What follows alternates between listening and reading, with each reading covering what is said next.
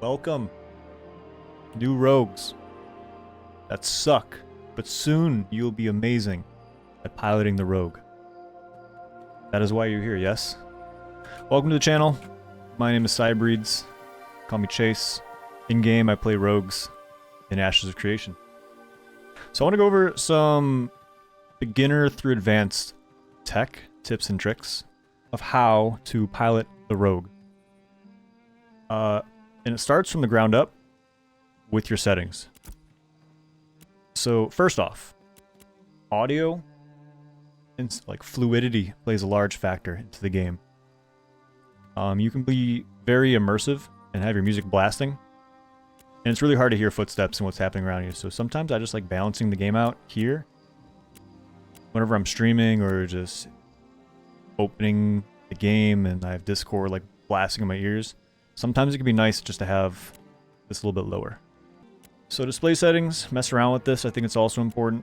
If you're in full screen, the game has better optimization, but sometimes I like tabbing in and out of like Discord or just streams, different things happening on my computer. So I play in Windows full screen at 1920 by 1080.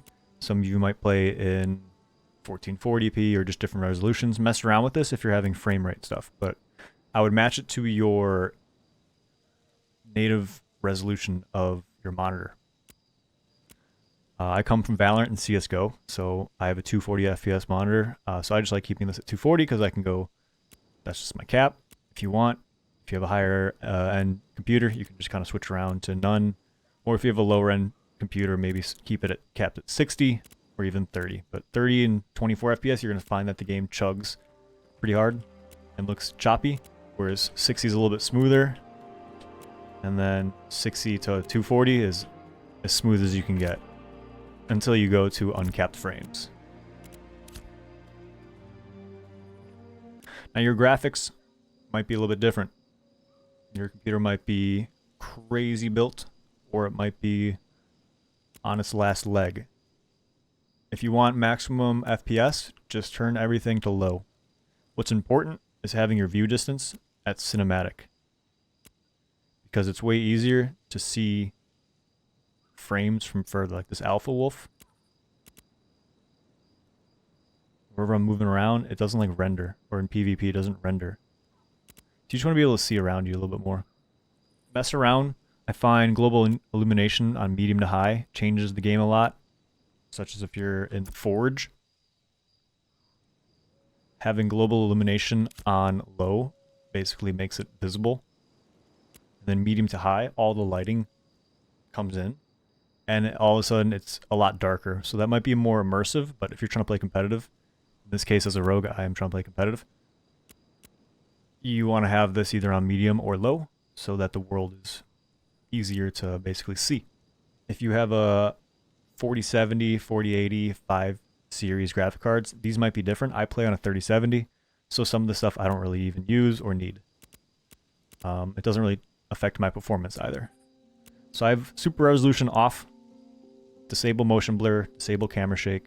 Graphic quality, I usually keep this between medium and low and keep view distance on cinematic. Yours might be different, but mess around with your settings, see what feels the best, and zoom around the map and see what feels fluid to you.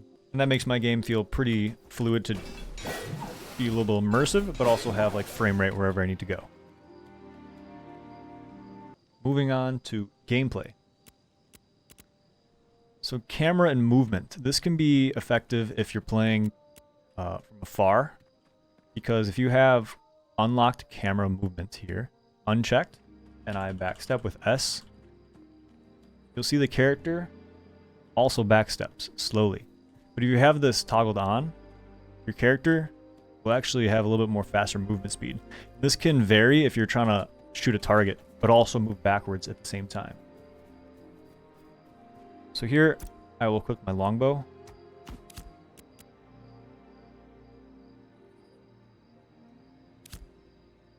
And I'll play in action camera. Or actually, I'll play in classic. We'll go over that as well. If you see I press Z, it switches between action camera and then classic. So here I have unlock camera movement, and I want to fire on this raven. If I start auto attacking it, So here, I'm moving, shooting and moving backwards.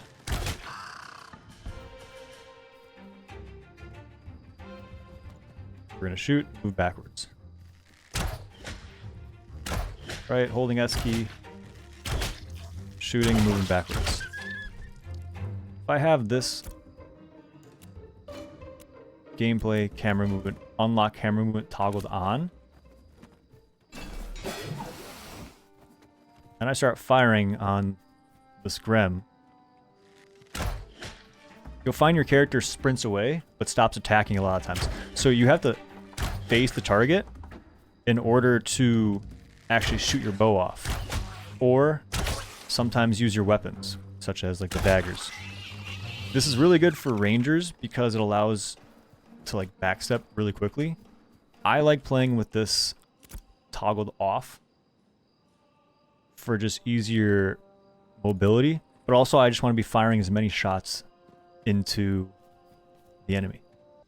Anyways, camera, gameplay, movement, combat. We're just going to go through this pretty quickly. These are all just general. Show combat status on minimap, toggled on. Low health border intensity. Around 60 to 70% is good. Display stats when 0, yes. Attach player effects, yes. Show effect cooldown number, yes, which will show up in the bottom of your UI. Show effect cooldown number, I like having this on as well, just so that you can always see timing of your abilities. 3, 2, 1 on stealth, and there we go. Auto attack, toggle all 3 of these on. If you're new to the game, these will probably be off. This allows you to just walk up to your target and your character will keep swinging, both in classic and action mode. If you're wondering how I switch, default keybind is Z, between classic with the mouse and action camera. Now for abilities, there used to be a section where you could change this, unless my game is just bugged right now. Where release to cast is more like quick casting, where you have your target reticle, or you have different things on the floor that you gotta use. Instead of clicking the key, like my default keybind for grapple is G, you can press it once, rather than having to press it twice, or press the full charge, hold, and release to cast. This might be a costly mistake if you're trying to get things done quicker. So mess around with this on your rogue, especially to see which one feels the most fluid for you. But for now, I just have release to cast and short hold. PvP includes untargeted non-combatants within area of effects. This will basically damage players that if you have an AoE, it will include non-combatants. And this is bad because you can corrupt yourself and kill players, so I toggle that off. Require force PvP to use harmful abilities on combatants. I toggle that on. Require force PvP to use beneficial abilities on combatants. I have that on. May use beneficial abilities on unafflicted combatants. I have that on. Floating combat text, you can move between Crimson and Leto. This is just like visuals, mess around with it. I like leaving on Crimson. Next 4 options I have toggled on. As a rogue, I like to feel sneaky and roguelike, so you can change your color by clicking damage dealt and mess around with the color scheme here. So I like to think like poisons and stuff, so maybe green is already taken by healing, so maybe we leave it on purple. If you don't want that color, you can literally just click it, change it. Well, what if, say we want to do this bright orange? Okay, well there it is. So now when I go attack this wolf, my hits are like bright orange. So if I change it, once again, go here, combat, go back to maybe like aqua blue, right? And now it's aqua blue.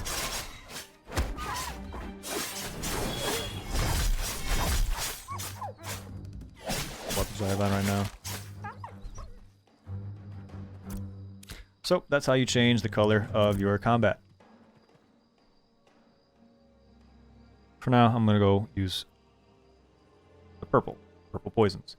As rogue, I like to have size extra large for damage dealt. Critical damage taken, extra large so I know when I'm hit. Damage taken, medium, so it's basically information that I can gather really quickly, but know that I still have a lot more health because I'm not taking massive crit damage taken. Critical damage taken, I'm actually going to change back to extra large.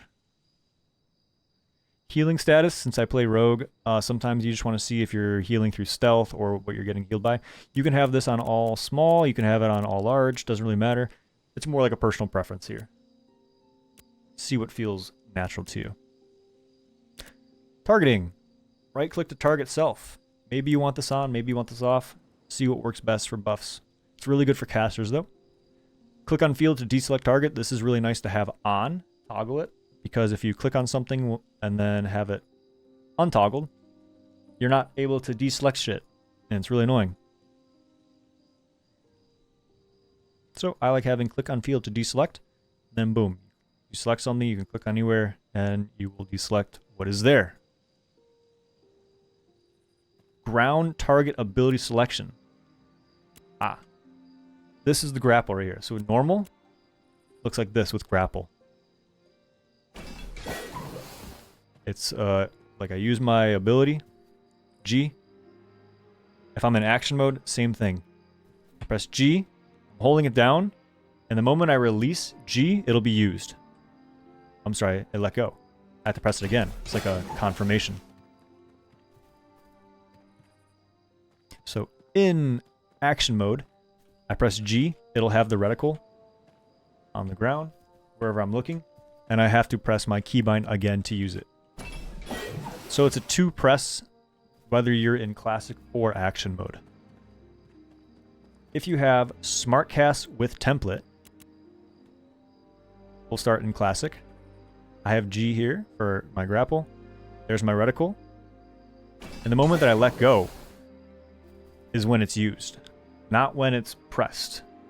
Maybe it's a little bit faster, but sometimes you want to have that extra second to confirm where your abilities are landing. This is like fast casting. So even in action mode, I'm looking in G, looking around. I let go of it, and then it's used. Ground target ability selection type on SmartCast is essentially instantaneous. So if I have my mouse cursor here and I press G, it instantly goes here. If I'm in action mode and I press G, my crosshair is at this tree, it instantly goes there. This can be very beneficial or detrimental depending on your playstyle. I find the most safest one and guaranteeing where you want to go is normal, for it gives you the reticle to look around. You can also move around while using it. So maybe you don't want to use it and you just cancel with escape, or you just cancel with guarding. I like having this here because I can still play my character, use my other keybinds, and then use grapple when I need to. I have 2 grapples because I have expanded tool belt, which we'll go more in depth with later. So, show target of target, I toggle on. You can move your raid frames by hitting escape and doing a HUD editor. This will all move around. Or I think I changed mine around to, yeah, it's like quotation marks, and it just toggles it on and off. But real quickly, you can change that in keybinds. And then under interface right here, edit HUD. You'll want to change this around if you want to move your stuff. So we go back to camera, gameplay, targeting, target of target, on, show target cast bar, on, allow dual defensive and offensive target lock. I don't know what that shit is. I haven't used it yet, to be honest. Abilities require clicking target. Maybe you want that on. Try it. Abilities require clicking target. Probably off. Soft lock, enable soft lock in tab targeting mode. Maybe you want this on. Try it out. I gotta mess around with it later. For now, I'm just gonna leave it off. Show soft lock indicator nameplates on. Show rate reticle on soft lock target on. Party and raid frames. Use archetype colors in raids. I like that on. Show party as raid frames. I have that off. This might be if players are colorblind. You can mess around with any of these colors and see which colors correspond with the class type. Maybe it's easier to see in large-scale ZVZ. Enable hover targets for party members. This might be good for, say, as a rogue, if you want to shadow step to a player, you can enable hover target for party members and basically look at them and hit your shadow step, and you'll be able to teleport to them instantaneously. In this next section, we'll be going over keybinds. Now, you can have your global keybinds to be character specific. In that case, if you play multiple classes, which right now I do not, I'm just one-tricking rogue, we're going to be leveling a cleric and a ranger very soon. But for this, you can maybe have enable character specific keybinds so that these keybinds are specific to the role that you're playing. For now, I just have this off. Movements, I'm just going to scroll down. You guys can copy it, see what feels natural to you.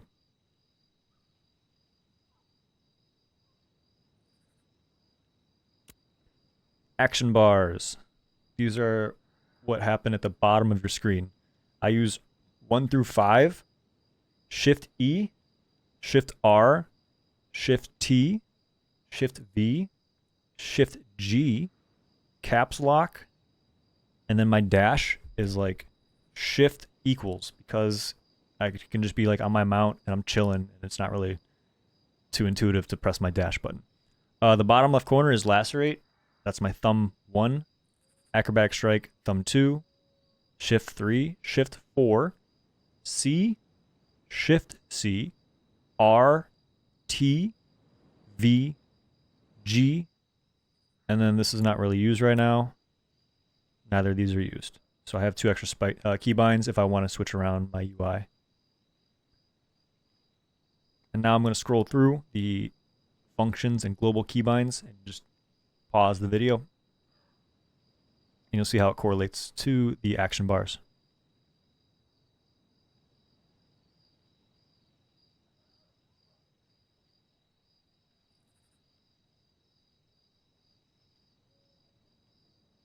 As you can see, everything else down here is just none right now. In the targeting section, I changed swap weapons to be tilde key. It's right above tab to the left of 1. This allows you to very quickly change from your primary weapon to your secondary, depending on what you need to do. So for this raven, like, oh no, I'm meleeing, I can't hit it. Well, I can just switch to my bow really quickly, do my auto attacks, and if it gets in range, I can just hit the tilde key real quickly and switch. This is really good as you level, rogue. You'll get more comfortable as you go back and forth. Cycle targets, tab. Cycle target backwards. Maybe this is a different keybind if you have a MMO mouse or a different keyboard. Target nearest enemy, B. Uses pretty often. Very overpowered in ZVZ and like 8v8 platoon PvP. All these other ones you can change. I don't really use cycle friendly targets. I don't really use target nearest ally all too much. I probably should now that I am making this guide. Cycle defensive targets, cycle defensive target backwards, clear targets, maybe this is something different. Toggle hard lock. Not sure, I feel like that's just like my auto attack.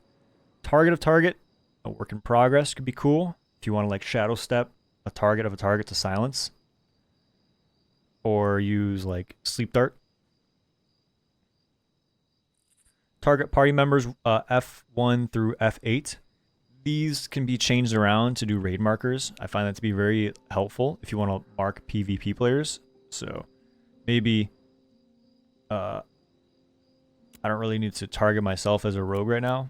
So I can just change F1, F2, F3 to be raid markers, which would maybe be F1, F2, and F3. So now when I click my character, boom. You can kind of change through these extremely fast. Be like, yo, we're marking this. That's the tank. Don't go after the tank. Oh, there's the healer over here. Go for the healer, etc. Really good awareness to have in small scale and large scale for marking players and targets, because your party will be able to see this instantaneously rather than doing this whole like click on the target frame, right click, hitting mark, and then choosing it from here. I think it's way faster to just mark them that way. We go back to targeting. Apply raid markers. Maybe you want to make all of them here, which are pretty important. Take a look at it. Remove raid marker from target. We'll just kill the player, you know? Don't really need to remove it. Or if it's a friendly, well then that might be important if you want to remove raid frame from target. PvP force flag and toggle PvP force flag. We all know this one. Get used to it. Interface. This is all subjective. I just recommend having the exact same settings that I have just for simplicity. Leave it 99% of the time as default. but I'm just going to scroll through this and take a look.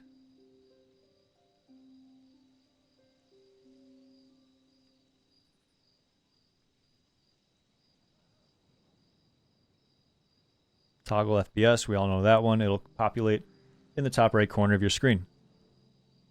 This zone, let's see, wait, it is Shift Alt F. Boom. So here I'm playing on about 80 to 90 FPS with about 11 to 12 ping. If you don't want to see that, Alt Shift F will hide it in the top right of your screen. Edit HUD, I talked about this earlier. I rebound this to parentheses to the right of right enter. Basically, if I press this, this can all be moved around. So if I want my UI RAID frames to be like up here, or you want the UI up here, you can kind of then change this pretty quickly on the fly. Otherwise, hit escape or go to your little gear icon, the game options, and go to HUD editor. This will populate here. Same thing. Show grid if you want to see your grid. I like snap to grid off because it allows me to move my UI in spots where if I had snap to grid on, it wouldn't be as like compact and comfortable on my screen. So I just leave it off and then hit confirm.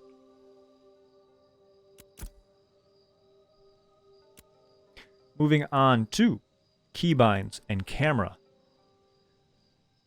Zoom, I leave under my mouse wheel. So I like to have, a lot of the times I play in action mode, but I switch back and forth between action and classic.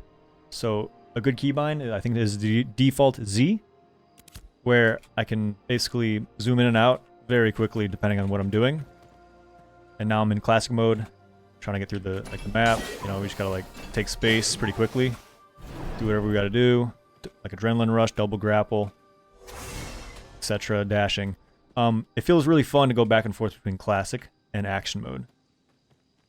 So the next section is pretty important, for it has a very useful show advanced tooltips. That is the miscellaneous tab under keybinds. Unstuck can be personal preference.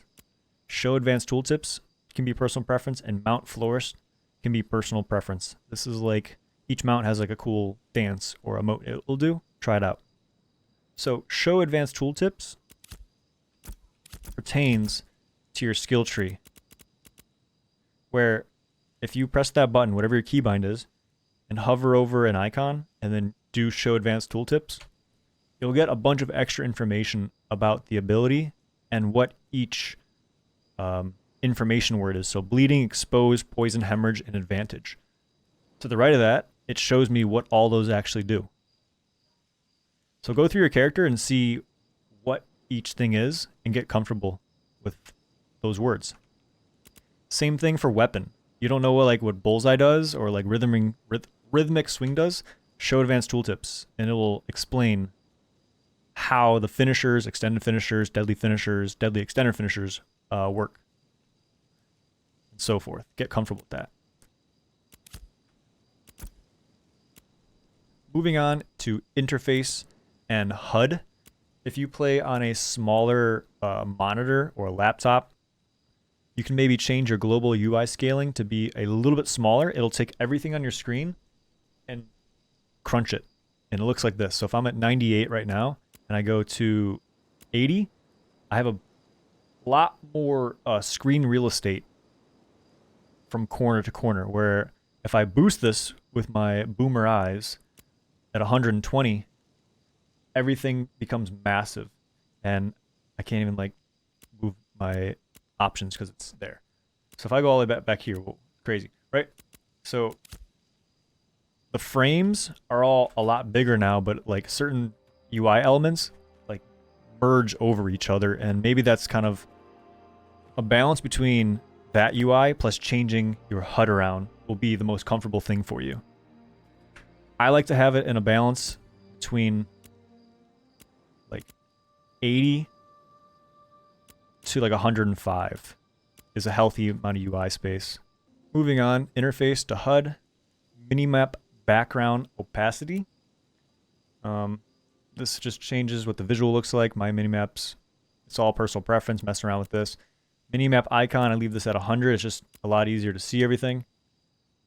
And then you can save your layouts. So I have a couple different ones for how I play my rogue, or if I log on to my cleric or ranger, my UI might change around. You can save profiles. Nameplates.